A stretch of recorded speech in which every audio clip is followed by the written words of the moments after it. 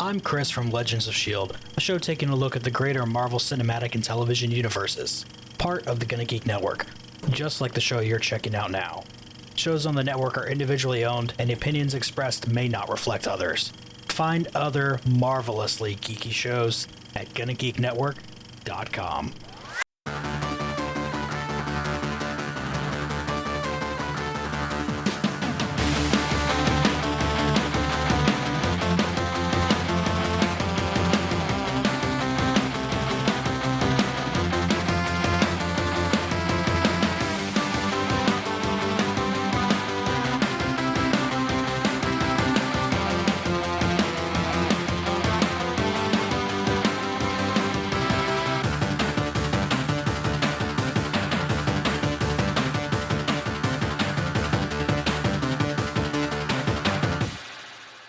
And welcome to Play Comics, where once again we're looking at a game, although that's really pulling some really hard weight there. But we're looking at a thing that exists based on a comic and how well it represents that source material. And today I have somebody who just had to remind me that he was on the show like 4 years ago, which means that I'm getting old, and I don't like that. But I do like Chris Baker. He's really cool. And that's why I have him back. Chris, how are you? If it makes you feel any better, it was not 4 years ago. It was 7. Ew. So, Ew. Yeah. It wasn't 2 safeties. It was a full touchdown and an extra point, I guess. I don't know why I'm talking football all of a sudden, but it's been 7 years since I talked about Wolverine Adamantium Rage on the show. I've been a regular listener ever since, though, because this very niche subject is very relevant to my interests, and I'm happy to be here to talk about probably the most unknown and in some ways attached to that underappreciated Superman games, and yes, I guess we'll get to why we're using that word in quotes almost with this game, but it is a game at the end of the day, and it's really good for what it is, and it's in some ways ahead of its time, I think, too. Well, Chris, let's get some background on some stuff, though, too. What was it that made you just really get into Superman? Oh, Superman is my first superhero love, I guess, because I am old. I'm going to be 50 later this year, and when I was a kid, the Christopher Reeve movies were brand new, and there was Super Friends and even old Superman reruns from the 50s show or whenever it was. And I just ate that stuff up. Batman too, of course, but Superman was really like really Superman and Luke Skywalker were my heroes as a kid for sure. And I've always loved Superman as a result. I wouldn't say he's my favorite superhero now, but he's certainly my sentimental favorite superhero. And sometimes I would say he's my favorite just because of what he represents. He represents all that's good in this world, and and that's kind of what you really want out of a superhero at the end of the day, I think. And really, the thing that got me really into comic books was I was really into comic books as much as a 7th grader could be when Batman came out, and I was super into Batman and Ninja Turtles back then. But then I kind of drifted away. But then in 1992, Superman died, and I had to know all about that story. And I really got into Superman comics, back into Batman comics. I started getting into X-Men comics at that point because of the animated series. So that was like, I point to the death of Superman really as my really getting into comic books era, which was the mid-90s, like everybody else my age who really got into comics at some point. So yeah, Superman, of course we had the Return of Superman story too. That was a huge part of that character's history. And then as the decade went on, we got married, and it's a really interesting time to be reading Superman comics. I mean, I think Superman comics have been really interesting from the beginning. I know that people who listen to the show have heard me say it before, but when you get like socialist superhero Superman, who goes in and is actually for the people and everything. Yeah. Like, how do you not like that? Yeah, totally. I actually, on a whim, I remember in a pre-podcast era, shortly before that, I saw an old audio drama of Batman and Superman teaming up, and it was like a very like pro immigrants and pro America too. Like it was like a World War II era thing. Like there's all these isolationists who didn't want to get involved in that sort of thing. So I just remember they talked about rabble rousers a lot. There was a lot of rabble rousing in that audio drama, but it was a fun listen like 20 years ago when I heard it. But yeah, he's always been a man of the people and a man of all people. What have been your favorite iterations of the Superman story? I love the movies, obviously, the Christopher Reeves, especially because that's what I grew up with. I really like the new ones too. I think the last one, the one that came out last year, was really great. And just the comics in general, it's your probably the most classic anyway origin story, as well known as Batman and Spider-Man are. I think Superman, just the kid who crashes on Earth and two farm folk find him and raise him. It's just a great story in general. And it's been told several ways, of course. Smallville, I really loved. That was a great show, and I thought it was a really bold choice to just be Clark Kent as a teenager until the very last episode when he finally becomes Superman. And and of course, like anything, like the comics are like the source material and the one true thing, even though I think that story's been retold several times as well.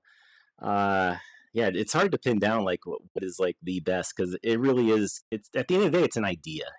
Kid comes from a planet that blew up, and he's raised by two great people, becomes a great person himself, and he does the right thing, and falls in love with Lois in some capacity at some point. And it's been told many different ways, but I can't get enough of it whenever it's told in any way, really. Yeah, Superman is definitely one of the ones that I keep finding myself gravitating towards with the comics.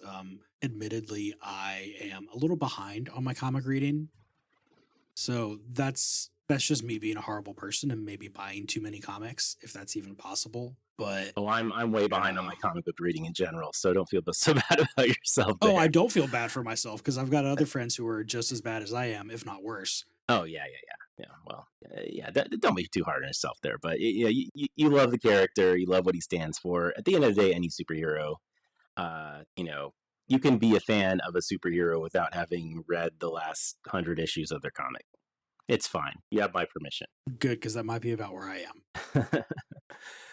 No, but I mean, like when you get in there and you have the regular Superman books, you have the Absolute Superman book, which is being really good. You're getting the other bits of the Superman family with Supergirl and whatever other version of other family members they're putting out right now. Like, this is a well that I hope that DC keeps pulling from, because there's just so much good you can do with it, and I am really liking what they're doing. Yeah, I'm really excited in general about James Gunn's whole kind of direction of having a one big universe that I feel like people are misinterpreting what that means. They feel like they have to see everything or whatever, and if there's going to be a video game that's attached to the DC Comics, then they're going to it's going to be a movie game and it's going to suck. But I think it's actually like there hasn't been much like that. There's like been the Star Wars universe does that, but they don't really use Luke and Leia and Han, to do that. They use Cal Kestis and Cave S, characters like that they create for games. Whereas like Gunn has this initiative to make video games that are going to fit into his whole universe right now. And I'm really excited to see that, and I hope people give it a chance. because I think there's a lot of potential there. So that's what I'm really excited about, at least in the near future for Superman, DC, and games in general. But, I guess we're talking about a game that isn't so new today and is only arguably a game, but I contend it is just enough a game to be on this podcast. Well, we are going to try to figure out what exactly is a game in the philosophical sense. Well, I dropped some promos for a few other things.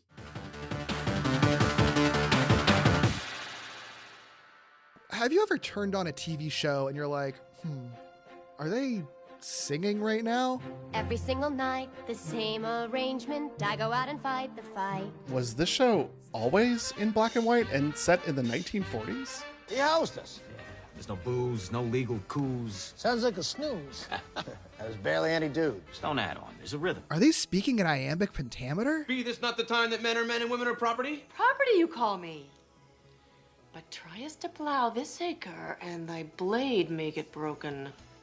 This is Gimmicks, a podcast about those high-concept, experimental, structure-breaking gimmick episodes of television. From musicals to very special episodes to bottle episodes, backwards episodes, episodes that focus on one minor character. Any TV episode that breaks from its own formula in some way. Sometimes they're the best, sometimes they're divisive, but they're always a little weird, probably memorable, and very interesting to talk about. I'm Derek. I'm David. And we're two queer men who love learning and talking about TV and want to share the complicated ways that these types of episodes get made. We'll be exploring the whole landscape of television, whether it's comedy, drama, or animation, uncovering the history of concept episodes, digging into how these concepts work and how they fit into their respective shows, and celebrating this wonderful and sometimes a little messy medium of television, while of course having fun along the way. Gimmicks is part of the Glitterjaw Queer podcast collective of shows. And if you're into it, give this show a subscribe on any podcast platform, and you can find all the links to do so at gimmickspodcast.com. And until next time, friends, Keep being weird.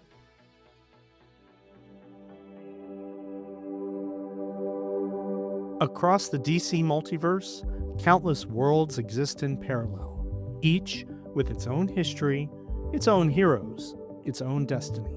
But before you can visit the worlds, you have to understand the map. I'm DC Dave, and this is Infinite Earths, a guide to the DC multiverse. In Season 1, we explore the architecture of the multiverse itself, the shifting cosmic designs that have defined DC history for decades. From the earliest experiments in parallel Earths to the sweeping restructurings that reshaped reality, we trace how the multiverse was built, broken, and rebuilt again. This is your field guide to the foundations of infinite possibility. The orrery is waiting. Let's explore.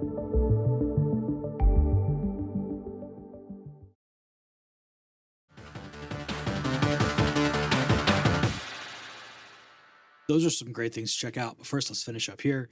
So Chris, what we're looking at here is the Multipath Adventures of Superman. It came out for Windows computers. I'm covering it because you said you wanted to, and I looked at it and said, this thing is super cool. Yes, we're doing it.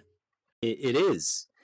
You didn't mention the year. There is a certain game starring Superman that came out months, maybe even just weeks apart from this. On a system called the Nintendo 64. Were you aware that Superman had a Nintendo 64 game? I am actually kind of a defender of that game. Oh, yeah. I remember one of your early episodes, right? Didn't you have a big round table about that one, I think? No, I just happen to have two guests, so. Oh, okay. Well, that's you normally have one guest, so there you go. I'll call it a round table. But so if I tell you a Superman game from 1999, you're probably going to think of Superman 64, which a lot of people don't know isn't actually called that. It's actually called Superman: The New Adventures of Superman. The New Superman Adventures, and it's very redundant. And it's a terrible title, but that's the real title of Superman 64. A little side trivia for you there. But we're here to talk about the Multipath Adventures of Superman, which is a game I never saw advertised. Apparently, there was a page advertisement that went somewhere, maybe CGW or Computer Gaming World or something like that. But yeah, I was in a Comp USA one day. You remember that store? That is digging back way into the memory banks. Yeah. There's Circuit City level of memory banks, and then there's Comp USA. Comp USA was everywhere. and that was one of the best places to get computer games. So I was there just checking out their games, and I saw this big box Superman thing. It was like $20, pretty affordable, and I was like, I've never heard of this, but it's got pretty cool looking graphics. It says it's like a story based thing. I'll give it a shot. So I took it home and I played it, and then that's when I realized, playing is sort of I don't know. It's a generous terminology for this game, but it does involve lots of interaction. So, one thing I learned was that this was from a company called Brilliant Digital Entertainment, and they had this whole new system of multipath games that they were going to come out with a bunch of different franchises. So not only Superman, but also powerhouses like Xena, Ace Ventura, Kiss, the band, Popeye, and a bunch of original things that they were doing too. And the whole thing with the multipath games was they were honestly sort of a proto Telltale game is kind of like how I like to describe it, because you go to a Telltale game or even like a BioWare game in the talkie parts, and you confront somebody and you have like 4 things you can say, and then there's this huge dialogue tree that goes from there and it affects what happens later in the game. Imagine that, but you get like one choice, or between 2 choices. So it's pretty binary in that regard, but it does go off in several different ways, and there's lots of different endings to these scenarios. But it is essentially an interactive movie at the end of the day, with CG graphics that were really good for 1999. Like, I did a video about this game on my YouTube channel, SuperHero.VG. And one thing I called out was like that they Lois and Clark kiss, and it's like a good-looking kiss in 1999, and you don't really get that between 2 polygonal characters, right? And Lex Luthor is in it, and you can see where he shaved his head, or like pores in his head a little bit. It's like really good detail, and this was a time when not everyone even had 3D graphics cards in their computers. Actually, you could play the game in a 2D mode, because there were a lot of people who didn't even have 3D graphics cards for their computers back then. But I would say it looks like a really solid early PS2 cutscene, like for an entire game. That's kind of what the graphics were like. Maybe even better than that. I could see it's like a lot of PS2 games didn't look as good as this one did, in terms of just showing character interactions and talking, lip flap and all that. It was a really great technical achievement. There also was never really any delay when you chose something. It would jump right to it. A lot of things like that. There'd be a load time back in the day. It would tell a really cool Superman story that felt like it belonged in the comics of the era, which was really unheard of, So I was totally into it, and I loved playing through it and all the different types of things, seeing all the different types of things that could happen to all the characters. They could die. Lois, I think I killed her twice in 2 different ways. I killed Jimmy Olsen. Of course, the happy ending, everyone's alive, and then it actually gives you a sort of cliffhanger, because the whole thing with this game, it's pretty short. You're probably only gonna spend 2-3 hours with it total. That includes like all the times you die and all that. But that's because it was designed to be a continuing saga, basically. And the rest of it took place on the Warner Brothers website. So like this one's called actually The Menace of Metallo. It's a story about how Metallo has been chosen as sort of a pawn in the overall plot of a character called Discord, who was created for this game. Discord with a Y, because any 90s character had a Y where an I should be. That's just the way it is. So So there are these webisodes is what they were called, and for the next 2 to 3 years, Warner Brothers hosted new chapters regularly on their website. I always forgot about them, so I really don't know how things ended up. But it was a cool idea, and like I said, I think that was a little bit ahead of its time because people barely had broadband back then, and you kind of needed it for something like this. I have seen clips of older episodes, and the graphical quality is just dramatically worse, and that's probably because it wasn't a boxed product meant to be sold. They were probably cutting their budget because they probably lost a lot of money on something like this at the end of the day, even though it was a bold idea. But yeah, it was just a really cool thing that not many people know about, and I'm always happy to spread the word about the Multipath Adventures of Superman.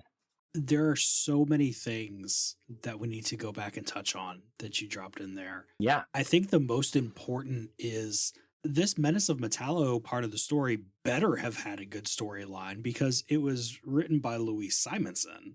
That's right. The wrangler of Chris Claremont. Anybody who can do that and write her own stuff and do everything else she's done in comics is like, yes, if her name is on it, it's good. Her name is on this, and it's good. Yeah, I would say it's good. It's not great because it's definitely like a part one. Like, think of like if you're watching a Marvel show or something, and you watch the first episode, and that was pretty good. I want to know what happens next, and I don't know. I don't know what happens next because I didn't tune into the webisodes, and they are nowhere. There is one that surfaced recently. It's a story I'll share later because it's kind of its own thing. But this is completely lost media except for the Menace of Metallo, which I have seen floating around, downloadable here and there. And you can watch the whole thing on YouTube as well. But yeah, it is. I don't know like how this character Discord, what ultimately happens to him. He looks kind of like remember Mumra from the Thundercats? He's this Discord guy. He's basically the pre-transformation Mumra. That's kind of what he looked like a little bit. Maybe not quite as old and wrinkly, but kind of had that like red robe thing going on, and just like this kind of mysterious looking figure. And I don't think the comics ever claimed him. Like, this game's the only place you're ever going to find him. But yeah, like one thing that is really cool about this game, and in some ways takes the story back a little bit in place of just like having an it's that guy kind of moment. There's just so many characters, like really obscure characters from the Superman comics of the era, who like they just felt like they had to shoehorn in there. And not someone not really obscure, but it was the first time I had ever seen her. It was Maggie Sawyer. Anything, in any like kind of media or anything, is Maggie Sawyer of the SCU, I think it's called. The top cop of Metropolis, basically. She's in there. Let's see. I had to write down some of these names because I didn't even know who they were. I had to look them up. But like, there's a character called Mickey Cannon. You know who Mickey Cannon is? Only because I saw him in here. Apparently, I had to look this up, but he was the leader of Cadmus, which plays a big role in this story. But he was mostly in Superboy comics because the character Superboy, Connor, I think his name is, who was one of the 4 Supermen in the Reign of Superman story. He had his own comic, and apparently this Mickey Cannon guy was a big character in that. There was Burton Thompson, the head of Star Labs, who was in a whopping 7 issues ever. So they really dug deep. One of the characters is Wave Rider, who I remember from the 0 Hour event of the mid-90s, but he's like a kind of guy who travels the time stream and just tries to figure out how he can fix what's going wrong in the time stream. But then there's the Linear Men also in this game, who are there to basically be like, they're basically like the Watcher from Marvel, but they're in DC, and they just look at the time stream to see how one event in one particular timeline is affecting how things happen in the future or something. And they're not supposed to get involved. But Wave Rider's like, we gotta save them because Metropolis is going to get destroyed by Discord if we don't do something. So he does what he can. But he's barely in it other than the very beginning. So the storytelling in that regard is a little sloppy, to be honest.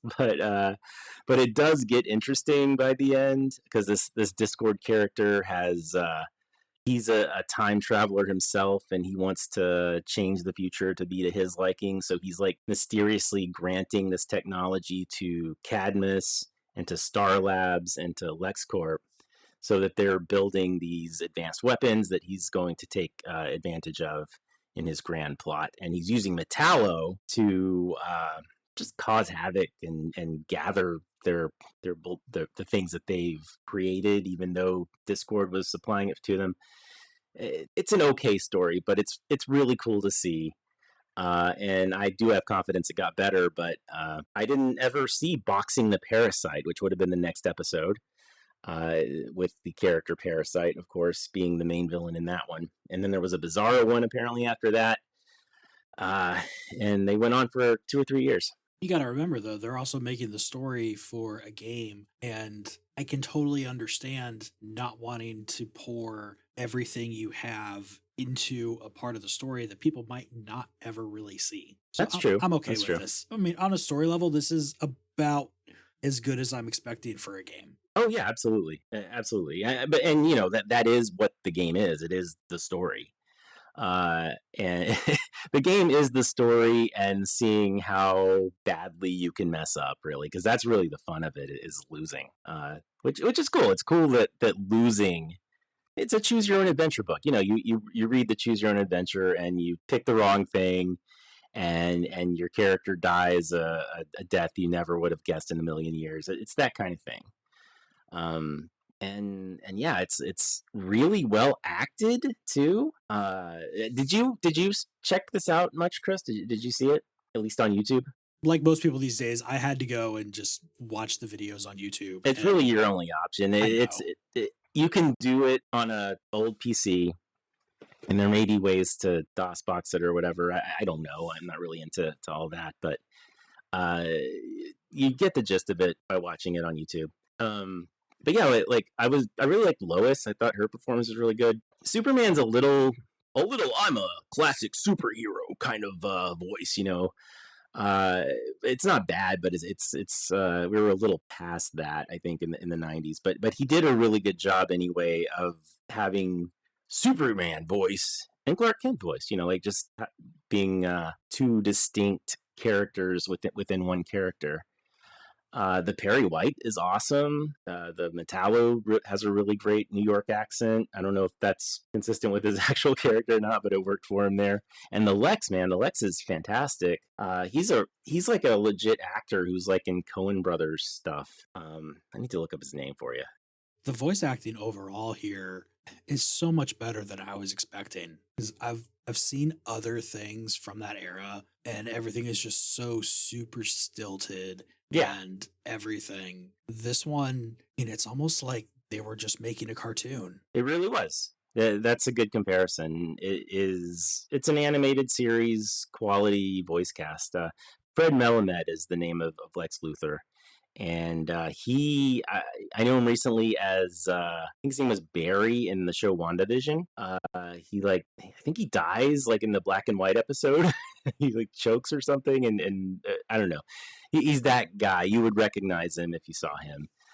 He is Lex Luthor, and he's got just this great like evil but measured sounding Lex Luthor. And yeah, it's worth checking out just for that too. And like I mentioned, like there's a scene where Lois dies, and that's a pretty powerful moment by an actress named Lois herself, Lois Markle, who really doesn't have much to her name other than like some soap operas and stuff. But yeah, I was really impressed by the voice acting, and if it hadn't been as good as it was, then really it just would not have been that great at all. Probably. I really wish we'd have gotten the rest of these as games like they were planning on doing. I mean, it really sucks that just the whole there's a word I'm looking for and I can't remember what it is. Library? The whole, No, series? The whole no, with the the interactive novelness of it that's going on here. Like it's something that Japan really enjoyed. We've looked at one on this show in the past called the Space Adventure that was going. Yeah, I played that game too. I love that game. And it's the same kind of thing in that. It's just you're going in, and I mean, this one has a little less interactivity than that one, but it's the same basic idea. And some people might argue if you get into some of these like super quick time event heavy games, then that's essentially all you're doing anyway, is this same kind of thing. Yeah, if you love cutscenes, which I think a lot of us did because they were still pretty new and you know, interesting thing to see. You know, games can talk. Wow, that was still a thing in the 90s. Then this was just so above anything else other than maybe like Metal Gear Solid or you know, something that had a lot of voice acting. But even Metal Gear Solid, like, you know, no one really talks like Snake, you know? He sounds cool, but no one really talks like this. I mean, I'd consider that a feature, not a bug. Yeah. I mean, we love it. I'm not saying it's bad. It's just these, other than maybe Superman being the superhero voice, I think were completely natural performances. I love Jimmy. He's fun, and he has a motorcycle, and you can choose. There's some like nuance to the choices too. Like there's a part at the beginning of the game where Perry White gives Lois and Clark their marching orders. Like, you know, there's been this break-in at Star Labs, and or maybe it was Cadmus, I remember. And you know, it was Metallo stealing the weapon. But like Lois and Clark decide to split up, and you can follow Lois's path entirely, or you can follow Clark's path entirely. And Clark, from there, once you choose him, Jimmy will come along and he's like, "Hey, Clark, why don't you come with me? I got this motorcycle and sidecar, and let's go there ourselves." And you know, you can decide, do I want to go with Jimmy, or do I want to make up an excuse so I can go with Superman? So there's basically like 3 different ways you can do the beginning part of the game. And you know, from there, depending on how you treat Lois, if you choose her, she can sweet talk her way into we'll say it's Cadmus. It might be Star Labs. I think it's Cadmus. And she'll sweet talk her way in there, or she'll total it and wind up dying. It gets pretty dark. And then there's like this old lady I think they made up for the game, and her car breaks down, and whoever you choose is the one who goes to help her and find out more about what's going on at Cadmus and Star and all that. I noticed, by the way, in that scene, you can see a gas station in the background, and guess what gas costs at this gas station in 1999 in Metropolis? It's gonna make me cry, isn't it? 75 cents a gallon. Oh. I actually remember paying about that in the South and in the late 90s at times. It was normally around $1, but it could get down that low. So, yeah, it's times these days in many ways. But yeah, all the different choices are you know, they do make a difference, and they are interesting, and that makes this game worth checking out, at least, you know, and I really wish more people knew it existed. And honestly, that's a lot of the reason why I let you talk me into this one. I mean, granted, it didn't take much. Yeah, you know, I will always want people to know about this game. You know, I would also say, as a side note, underrated as a Superman game, because, you know, the internet has decided that every Superman game sucks. Shadow of Apocalypse on PS2 and GameCube it's not necessarily great, but it is very good, and it's a good way to play as Superman, and it looks really nice because it's cel shaded, and it has the cartoons kind of art style and all that, and voice actors. So give that one a try. I'll also say as well. But you know, there's plenty of bad Superman games, but those 2 are definitely worth playing. And honestly, Superman Returns. Okay. Think what you will about the movie, the game is pretty good. Yeah, I never really got into that one, but I I know why it's good, and I appreciate it. I just sometimes things come out at the wrong time. You just never get around to it.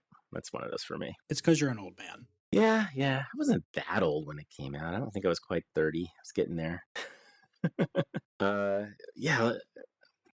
What else can I say to get people to check this out? I mean, you did drop that plot thread about the ending of the entire story arc that they had planned for everything. Yeah. Let's talk about where this ended up. So if you go on YouTube right now, there's basically 2 chapters to the entire multiverse saga that you can check out.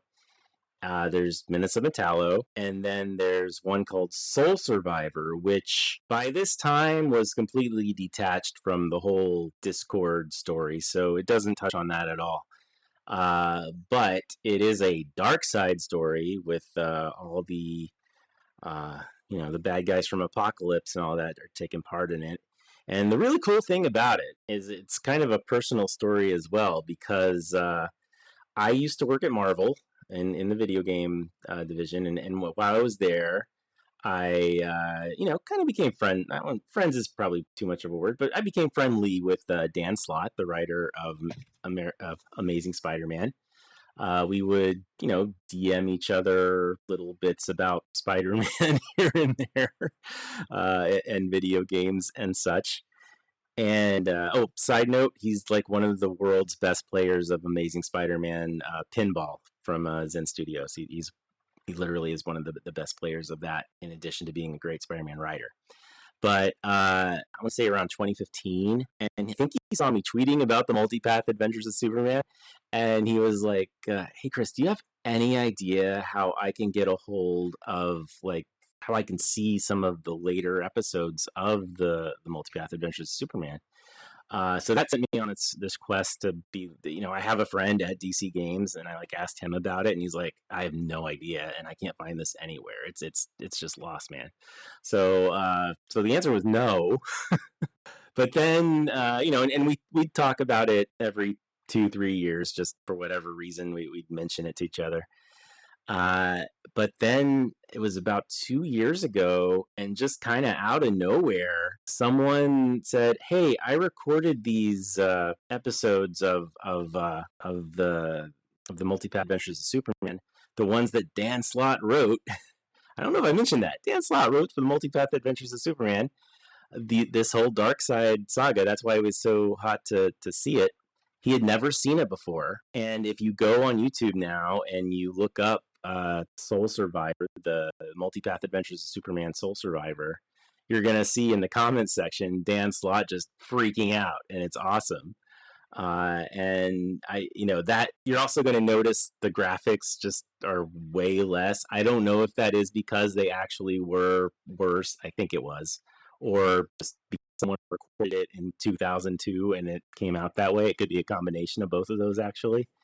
But it's just it's a really awesome story that Dan for years was looking for this, because it was something he did that he never saw. It was probably online for a few weeks, and then they pulled the plug on it. But now he can see it and he can watch it whenever he wants. It's a nice, touching story. That is cool. I mean, how do you feel knowing that you helped somebody like that see a thing that they made that they might have never otherwise been able to put their eyes on? Well, I mean, I didn't really have anything to do with him seeing it.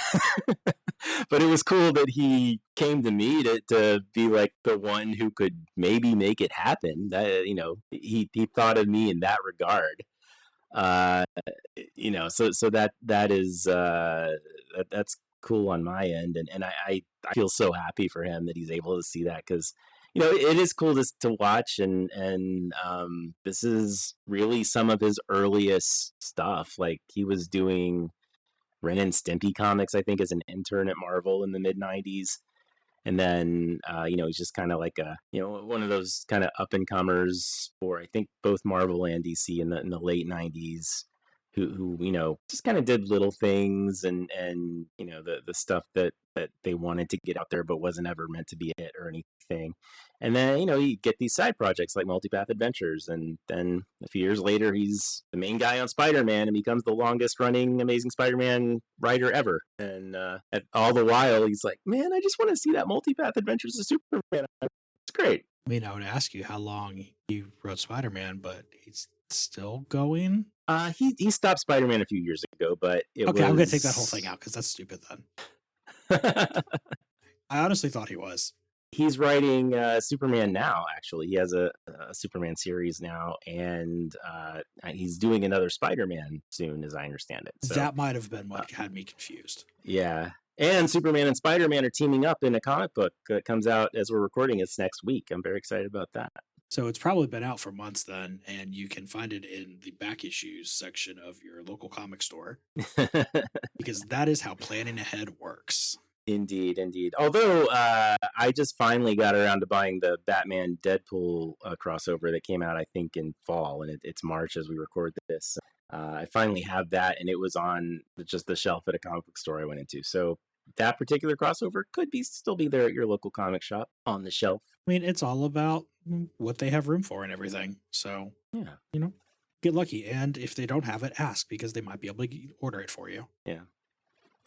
One thing I didn't mention, that just a cool, like, of the moment thing in that game that like, it happens really early, and it, as a comic book reader of the time, it got me to think, wow, these guys really care and they are on it.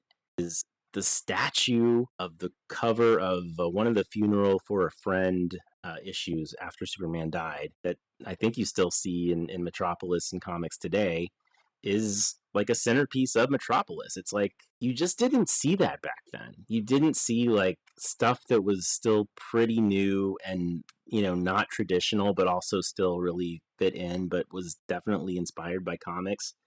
And so that like really set the tone for me. The fact that statue showed up, I think, before we even see Lois and Clark. And I knew I was in for a great ride once I saw that. I was all kind of giddy. Yeah, anytime that people can pull in those little things, because if you take that out, then it takes away nothing from the game. But the fact that somebody thought it was important enough to get it in there, I just think is so cool. Yeah, totally. They were on it, and I can only assume that they kept with the kind of currentness of it all. But they did change some things from what was going on in the comics, like Jimmy in the comics at the time was actually a news reporter on TV for WGBS, I think it's called. He wasn't the photographer that he classically is, and he is the photographer in the game, because I think they know like that's what people really want. There is a fine line between being absolutely current with the comics and being what everyone really, really wants. Well, as we start to wrap this one up, what do you think this one really gets right looking at Superman? Yeah, like I said, it really cared about being of its time. This is, if you want to say like, hey, I really want to know what Superman was like in the mid to late 90s, other than maybe the Jimmy Olsen thing I just mentioned, this is really spot on. Like, you're around that time, you're gonna get a lot of Maggie Sawyer and a lot of Cadmus and Star and a lot of Wave Rider. It's pretty. It's about as good as it gets, honestly, in that regard. I always love it when you ask that question, and most people are like, no, it's not really a great primer. But this is definitely a great primer for its era, at least. Yeah, this one, you can tell it was made by people who like Superman. I mean, it's really easy when you have a good comics writer writing the story for it. Like, it's really hard to go mess it up when you have that kind of foundation for everything. But everybody in there looks how you expect them to be looking. I mean, this one is just pretty spot on. Yeah, and I think the question that comes next is, what did they get wrong, right? That is correct. See, I listen to the show. I know what's going on. And, the Jimmy thing, I guess, if you want to call that something wrong. And really, the only thing I feel like they could have gotten better, they even mentioned like Lex Luthor. Every character has their own soliloquy. Like, I'm Lois and I'm married to Clark. They're married. I don't know if I mentioned that. And Lex in his bio, he's like, I died a few years ago, and he did. He died in the comics for a little bit. So it really like put you in the place there, but. As far as like things that were wrong, just the fact that it really just at times felt like it was trying to show you the DC universe for the sake of showing the DC universe rather than moving the story along. That happens in the comics for sure, but it definitely happened here. But it wasn't wrong per se. It was just like not as elegant as maybe it could have been. Yeah, I mean, the fact that the worst thing you've been able to come up with is the Jimmy Olsen is still a photography thing. He's a photographer. How dare they? I mean, that might be about it. Everything else is like, and even that one to an extent is, this character is slightly different in the comics that I like. Yeah. I mean, it's probably the best portrayal of Metallo ever outside of the comics, just like in terms of being what he is in the comics, which he can basically adapt to any sort of a vehicle or metal thing and become one with it. And those were really impressive CG effects for a game of 1999. They really were. And he had a nice fun attitude, and the Discord thing, maybe that's a thing that's wrong with it because he's not a character, but they created a character for a game. That's not bad. It's just not it's just not indicative of something you'd see in the game. And it's really hard to talk about what's wrong with this. And honestly, if you're going to say that that's wrong because they created him for the game, then Harley Quinn is wrong because they created her for the cartoon. Oh yeah. Everyone hates her. It's a really good representation of Superman. You know what? His voice was a little old fashioned. They could have gone more Tim Daly or even I almost hesitate to say Dean Cain with it. Dean Cain's sort of the Superman of the day, but like just normal. Christopher Reeve, he's like a normal person voice. The Superman voice they used was very cartoonish, like classic superhero cartoonish, which doesn't make it wrong, but it makes it less realistic, I think, as what you probably actually read and what you see on TV and stuff of the day. So just nitpicks, man. That's it. And for multiple reasons, I probably don't have to ask you this, but do you think that this game, if you had somebody who wanted to get into Superman, would this make a good primer course? Absolutely. Yes, it would, especially for that era, the post-death of Superman era.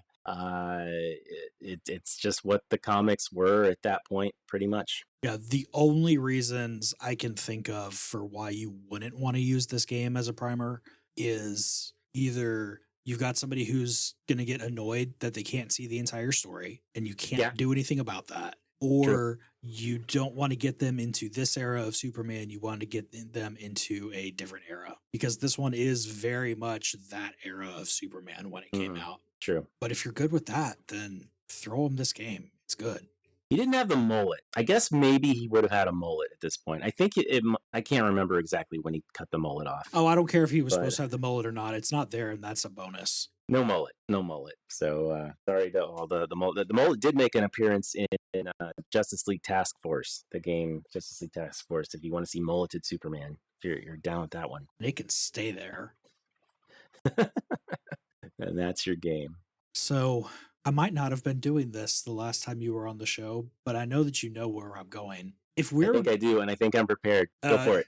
Ask me the question. So all of that missing story in the middle, what Muppets are going to also be villains and heroes in that middle missing story? All right. I had a feeling this would come up, and I am very much a huge Muppet fan as well. So this is going to be a nice mix of really popular and big deep cuts. So here you go. First of all, Lois and Clark.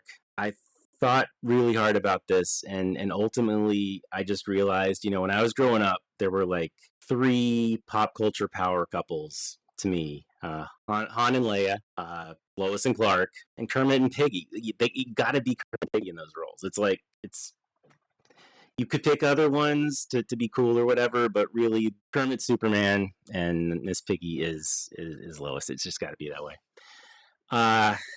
Would you agree with that assessment? I'm trying to think of any other pair you could have in there, and the only other pair I can think of that even comes close to working, and they don't even really come close, is Bert and Ernie.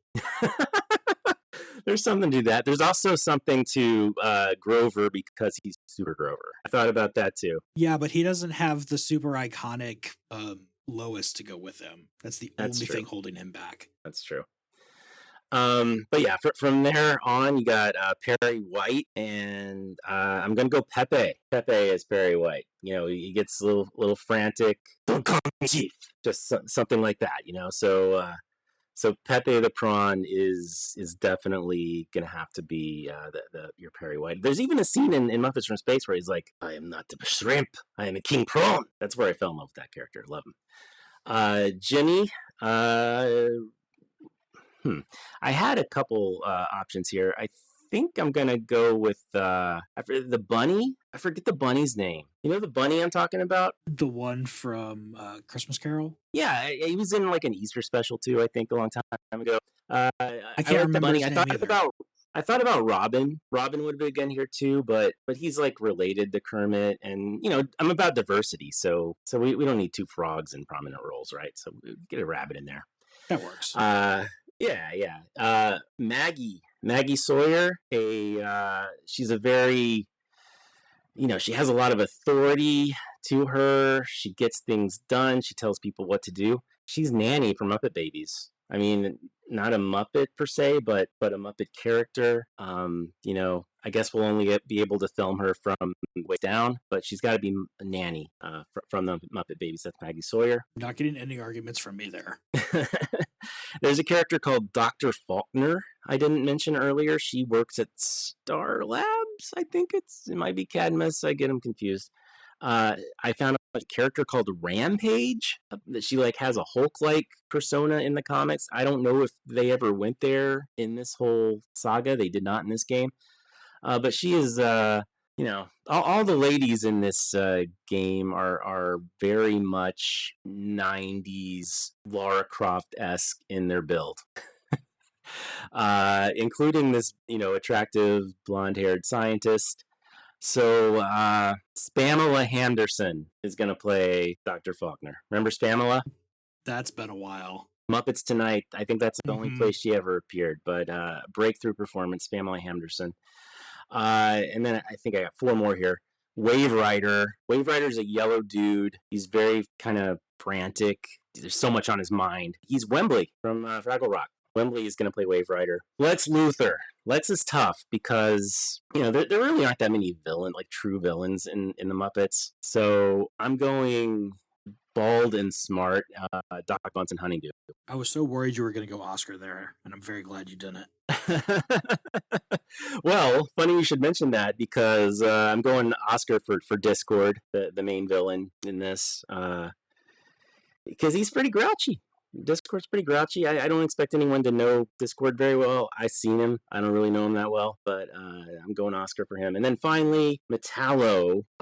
He's very opportunistic, a little annoying, but you still kind of love him anyway. He's Chamberlain from the Dark Crystal. That's a Muppet. That's why I leave the question open-ended like that. Yeah. So that is your main cast for really any Superman endeavor featuring Muppets. You get no arguments from me on any of those. Sadly, that is a Warner Brothers property and a Disney property, so probably not going to see that anytime soon. But I would not be surprised if in our lifetimes it's all one roof. So who knows? Well, on that horribly realistic but horrible note, Chris, it has been great to talk to you about all this until that very moment. Well, I try to keep it real. It's only horrible because I can see it happening. Yeah, I mean, but it's already so bad. Is it really going to be that much worse? And we get to see like the heroes we love in one universe. You got to take the good with the bad, I guess. I guess you're right. But if I want to find mostly good things made by someone named Chris Baker, where else can people find you around the internet? Yeah, well, mostly for the sake of this audience, I have a YouTube channel called SuperHero.VG, and you can get to it through that URL. It's also just YouTube.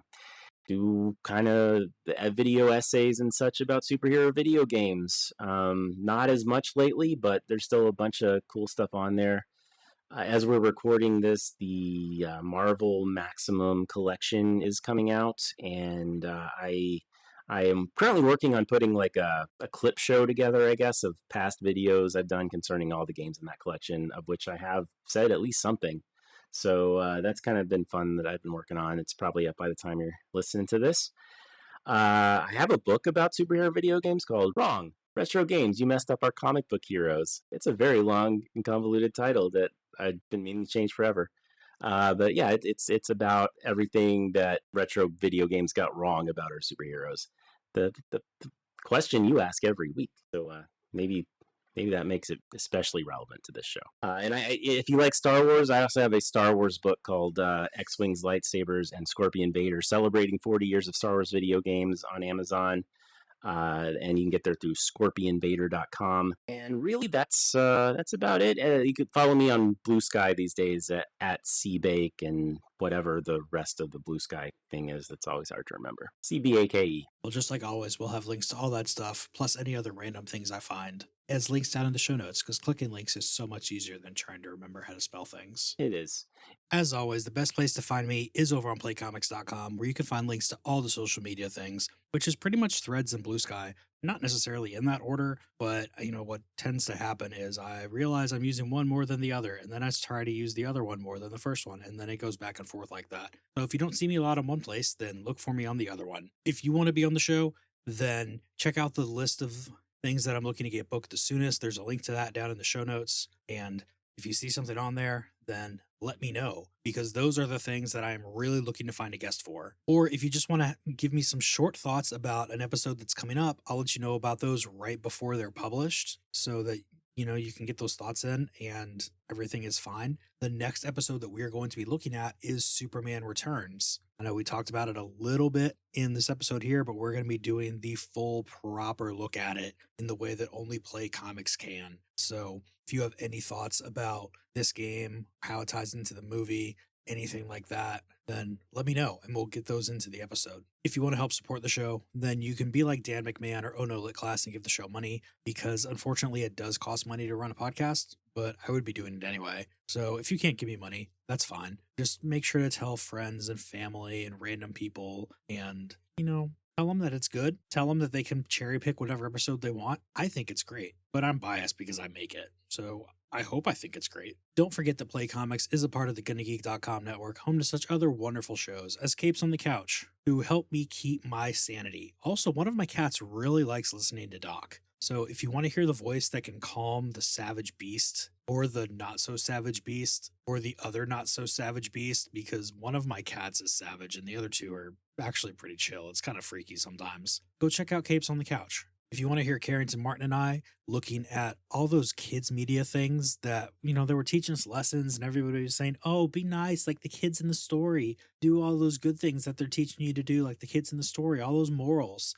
And then we get to be adults and, hey, why are you sharing all of your stuff with everybody? You should be selfish because that is the way of the world. Yeah, that's stupid. So the thing you want to check out is Sugar, Spite, and Everything is Fine, where Carrington Martin and I are looking at all those things from kids media and saying, hey, that's stupid. Why can't we be like that now? If you like the music that I'm rudely talking on top of right now, head on over to backingtrack.gg and check out all the great music over there and maybe find something for your own project. But most of all, just grab a game, grab a stack of comics, and go find yourself a new favorite character.